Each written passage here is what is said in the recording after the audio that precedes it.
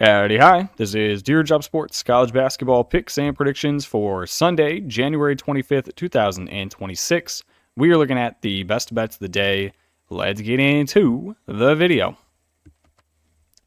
All right, we got to recap previous day's results. Not the best of days. However, it was better if you took the money line with the dogs. I go 3-6, bringing our season record to 303, 252. We add $12 to the giveaway fund, bringing that total to 34.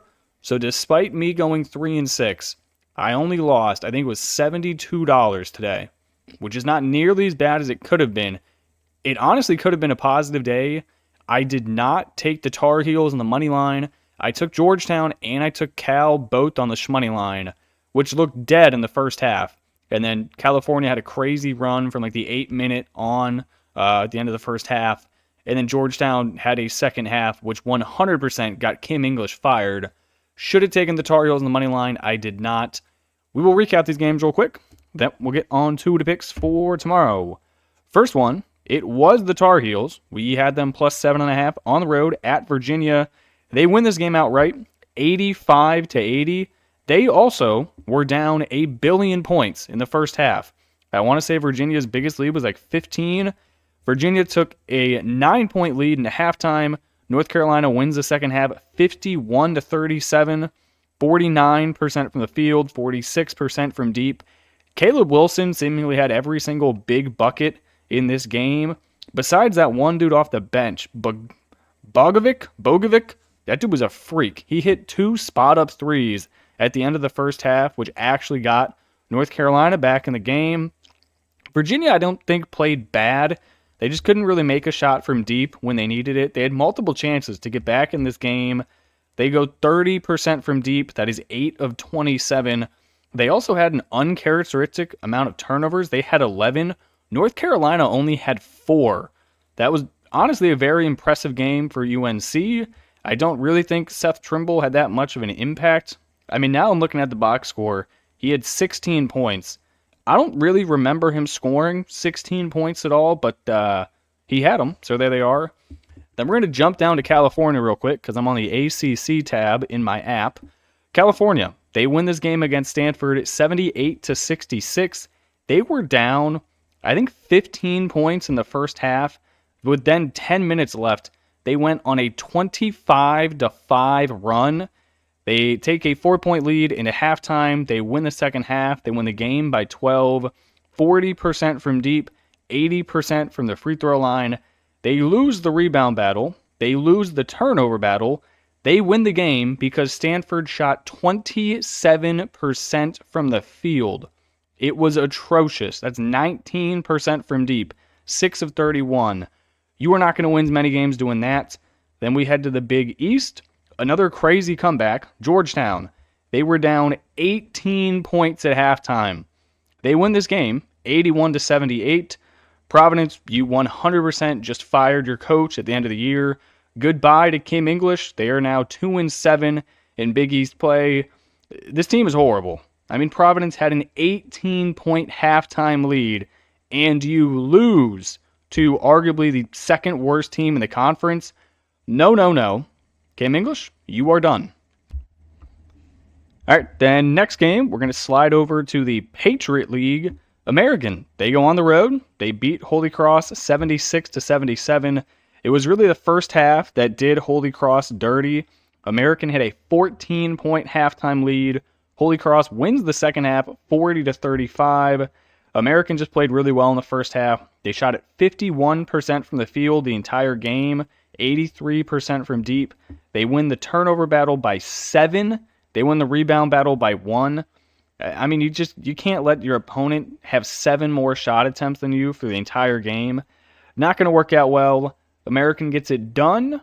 Then we had, I don't want to say this is my worst overcall of the entire year, because in terms of the pace of the game, I think it was pretty good. However, Georgia, that was probably the worst I've seen them play offensively the entire year. Texas wins this game 87-67. I mean, this was a 2.5-point spread. They won the game by 20. Georgia shot 43% from the field, 32% from deep, 68% from the free throw line.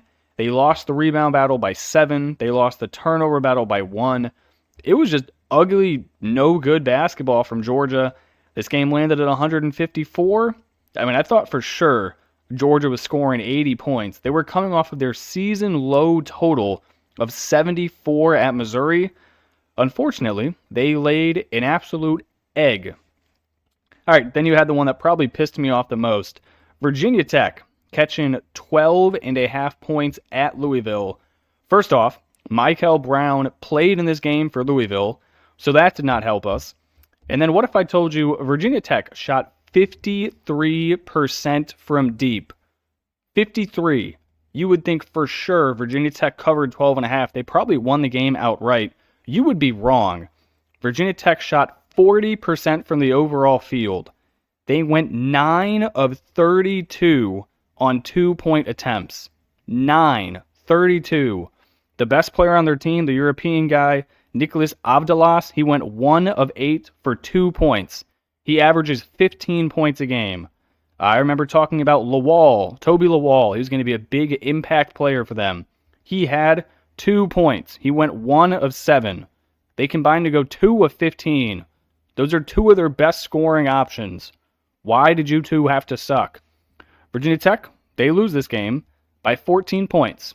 That was painful. And then we're also going to mention painful is SMU. Not only did they have a 12-point lead at halftime and they barely won this game, we also missed the over because Florida State missed the front end of a 1-and-1, got the rebound, turned it over. Well, actually got the rebound. It was called a jump ball. So Florida State maintains possession. They then turn it over on the inbounds pass. This one lands 83-80. Dude, the halftime score, 46-34. SMU routs them in the first half.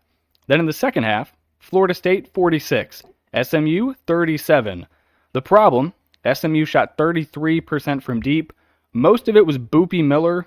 I am normally a Boopy Miller fan, but today he went 3 of 12, 1 of 6 from deep with 4 turnovers. It was not a good day to be Boopy. Pierre played good. Edwards played really good. 19, 9, and 5. That is really good from BJ Edwards. But yeah, Boopy Miller, no bueno. And then, I forgot to add, we added Seton Hall to the ban list. Hold on.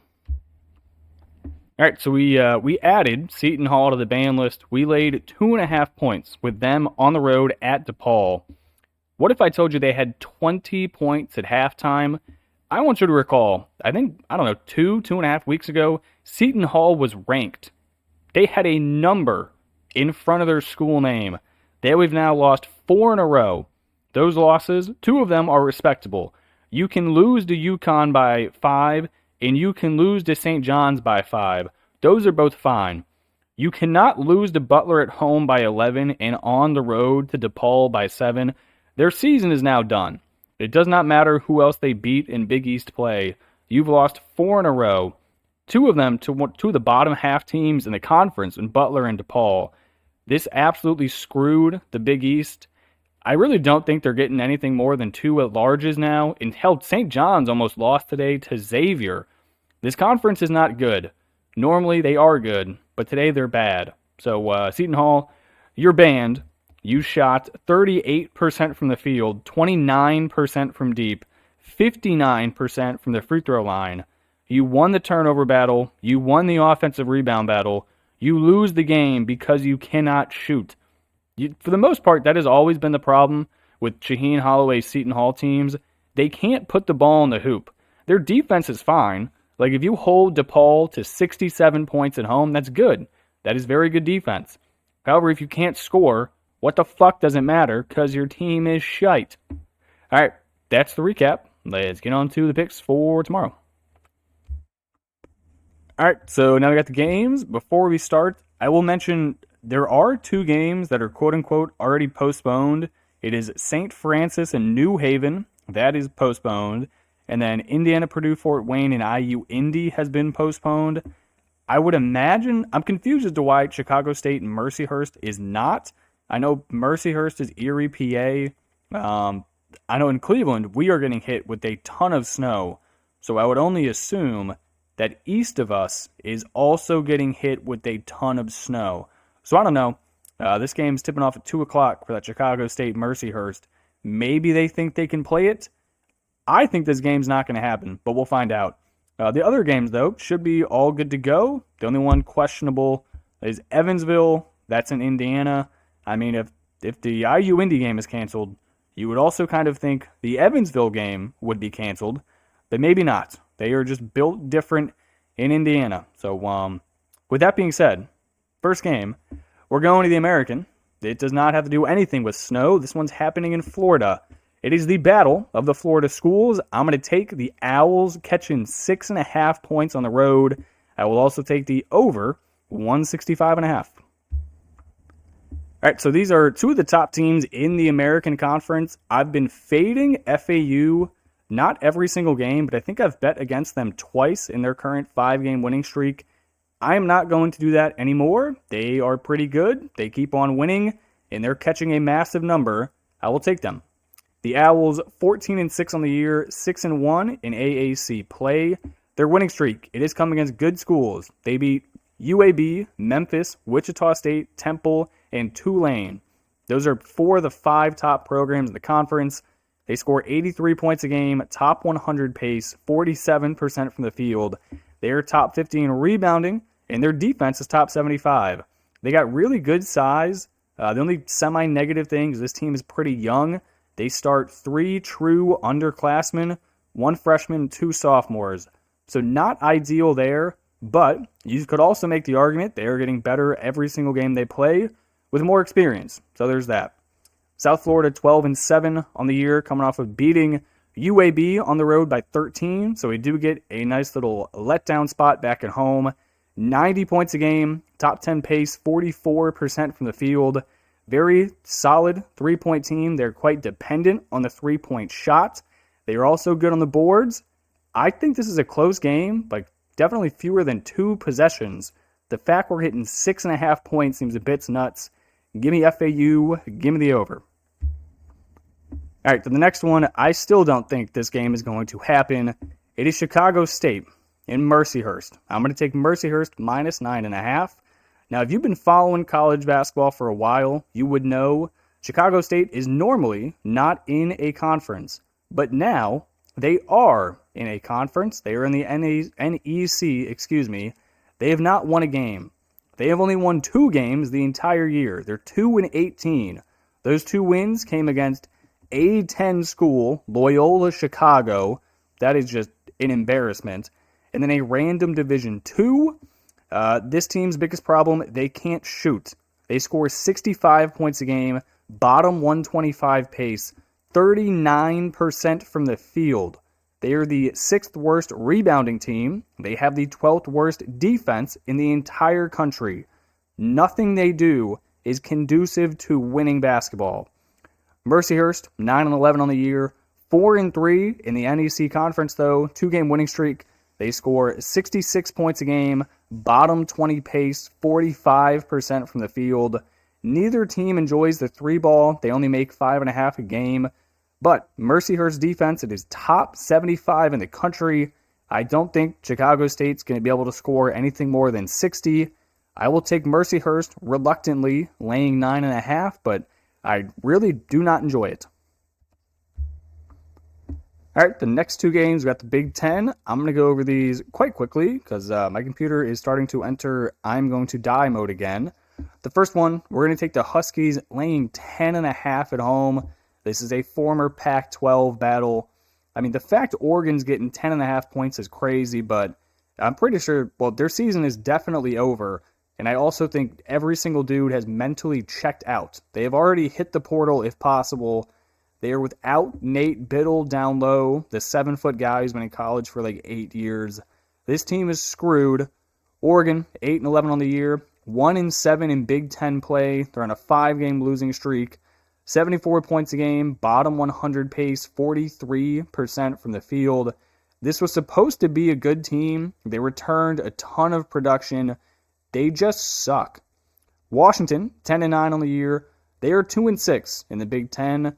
The West Coast really has not fared well in Big Ten play unless you're UCLA and you beat Purdue at home. That's really about it.